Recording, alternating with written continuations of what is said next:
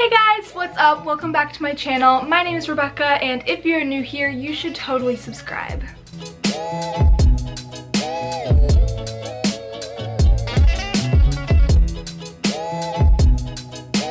In this week's video, I'm going to be showing you guys what is on my iPad Air and also how I do my digital drawings just like these ones.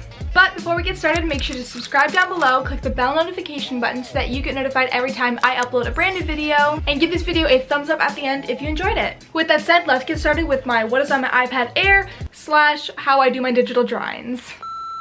So I have the iPad Air 4th generation, and I actually got this for my birthday, and I talked about that in one of my previous videos. I will leave it right up here in the eye. This is what my home screen looks like. I actually made this wallpaper in one of my previous videos also, so if you want to go check that out, I will also leave that right up here in the eye. And then when you go onto my iPad, this is what it looks like. I have the same wallpaper, and I have all these apps on the first page and all these apps on the second page. But before we get into the apps, I want to show you guys what I have in my little toolbar thing over here. So right now the iPad doesn't have the option to actually have widgets on your home screen, but that feature is coming in the iOS 15 update, which I'm really excited for. So these are all the little widgets that I have on my little toolbar area over here. I have a small one that is the calendar. I have another small one which is a Pinterest one, and it's from my board called Inspiration, so it just has a quote on it. I have another Pinterest one, the weather one, and then the little smart stack one where it shows like a whole bunch of different stuff. And then I also have the one where it shows your battery life for all of your devices, and then another Pinterest one. And then the big one that I have down here is the screen time one, and it shows you how much screen time you've had and everything like that. Alright, so right here on the first page, I always keep all of my basic top 4 or 5 apps at the top. So I have settings, calendar, photos, camera, and reminders. And then I have notes, find my, contacts, app store, and Amazon. So I use notes a lot on my iPad. I will also use Amazon a lot. And then I have like my social media apps. So I have Spotify, Instagram, Pinterest, Facebook, and Visco. Pinterest is the main one that I use on my iPad. And then I have all of the like watching, streaming apps. So we have YouTube, Netflix, Disney Plus, Prime Video, and then Canva, which isn't a streaming watching app. But Canva is also another app that I use a lot on my iPad. I use it to make my thumbnails and stuff like that. And then at the bottom, in my little customizable toolbar option, I have the top 4 apps that I use like all the time, which is Messages, Mail, FaceTime, and Safari. And then the 3 over here, that just shows your recently used apps. And then if we swipe over to the next page, here's where I have all my apps that I use for school. So I have Google Chrome, Google Classroom, Gmail, Drive, Google Docs, and Google Sheets,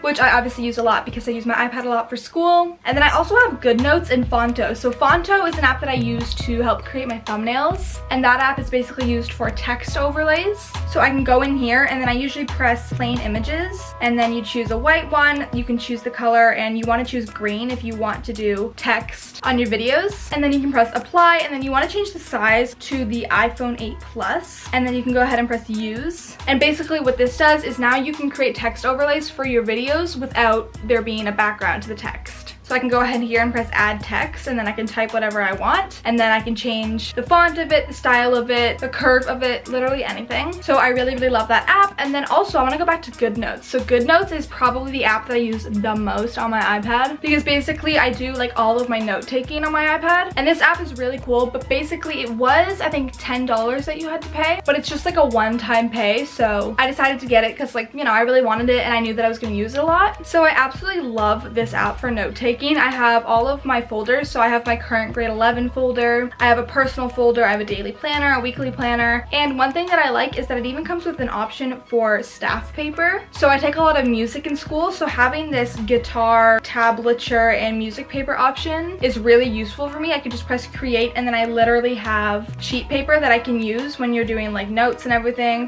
like that, you know what I mean? So I absolutely love GoodNotes. And then the last 2 things on this screen over here are 2 folders. So I have my art folder and my extras folder. And in my art folder, I have 3 apps. I have Colorify, Adobe Draw, and Coloring Book for something. And these are all like my drawing apps. And then in the extras folder, I just have all the apps that I don't really use that the iPad already comes with. So now what I want to do is I want to go back to my art folder, and I'm going to show you guys how I use Adobe Draw to create my digital drawings. So basically Adobe Draw is a free app, I'm pretty sure. You have to sign up, but that's like the only thing. And this is the app that I use to create all of my fun little digital drawings. So as you can see here, I have like all of these ones that I've already done, and this is one of my favorite things to do. So basically, if you want to know how to basically turn either one of your photos or any photo into a digital drawing version of it, I'm going to show you guys how to do that. So all I would do is I would press this plus button down in the bottom right corner, and then you can choose whatever size paper you want. So I'm going to do an example with just a square size, and basically it brings you to this page right here. Now what you're going to do is import your photo. So all you have to do is just press this plus button on the right, press image layer, and then I saved my photo to my iPad, so I'm going to press on my iPad, and then you can go ahead and find the photo that you used, and it'll import itself right onto the canvas just like this. And then I like to just make this a little bit smaller, and now what you can do is you can make the photo the actual size of the canvas just like this, and then you can go ahead and press done, and now you have your image on your canvas.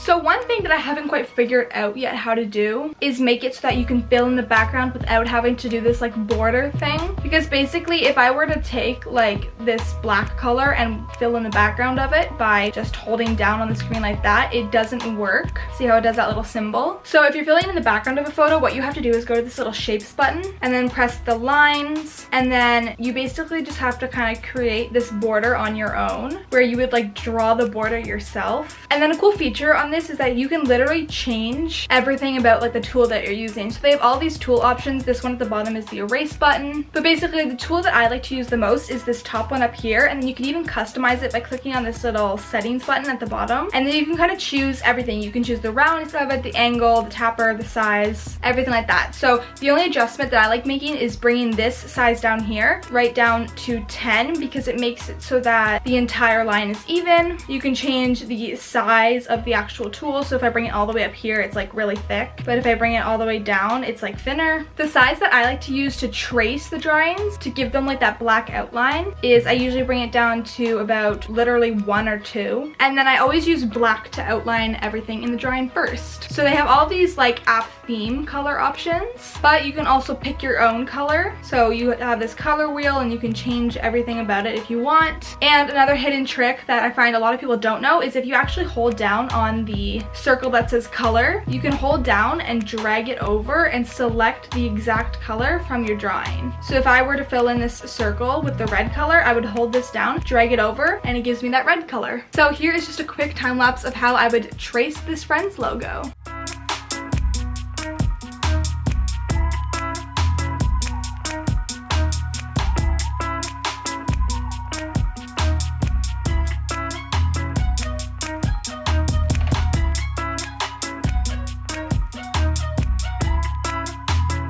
So I did that super quick just for the purpose of this video. Normally I would take more time on this to make the lines like perfect and everything. But one more thing that I wanted to show you before I really finish this is just how you fill in the objects. Because what I didn't know at first is that it has a feature where if you hold down the color option, I'm just going to select this blue color. If you hold down on the part that you want to fill in, it'll fill it in automatically for you. What I did before is I would actually go and manually fill it in, and that took forever until I learned that trick. So once you have the actual part of the image filled in, you can also do whatever color background that you want. So for this, I think I'll do like a fun purple color because I associate purple with Friends. So let me choose this, but I'm going to adjust it a little bit. So then I'm just going to hold down on the background and it fills it in. And then also to fill in these white parts of the letters, you just go ahead and hold down and hold down. And then there you go. That is your drawing all done. So what you can go ahead and do now before you save it is you can actually go ahead and just hide this image layer to make sure that none of the image is seen or anything like that. And then you press this little send box button at the top and you can save it as an image, and then that will save to your camera roll, and then you have your digital drawing. So it's actually really simple and really fun, and I do this literally all the time, and I always post my digital drawings on my Pinterest. So if you want to go follow me, my username is Rebecca_Grace04, and you can see all the drawings that I've done.